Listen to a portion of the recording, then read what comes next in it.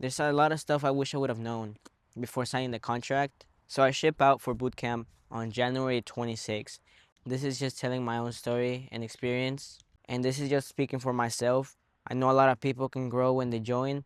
And once they get out, they actually can get really high paying jobs and can get a great future.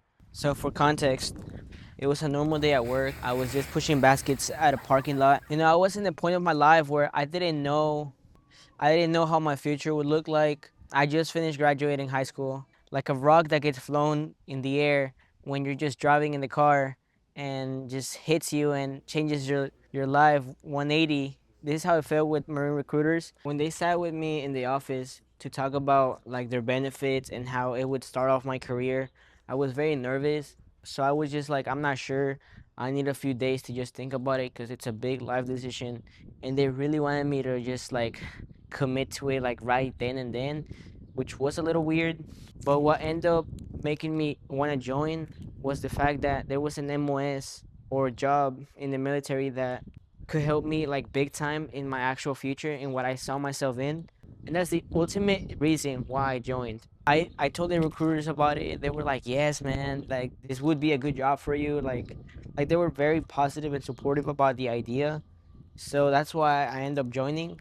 It was my why for joining the Marines, but I didn't imagine it to be more complicated than that. Now, at this point, I signed up the contract to join the Marines, thinking that going for combat camera would be a pretty smooth ride. But what I didn't realize is that once I signed the contract, they would start switching up on me. They start saying the combat camera role was very rare.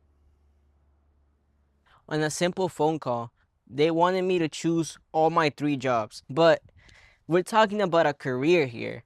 Like, we're talking about a life career that you're gonna do for 4 years.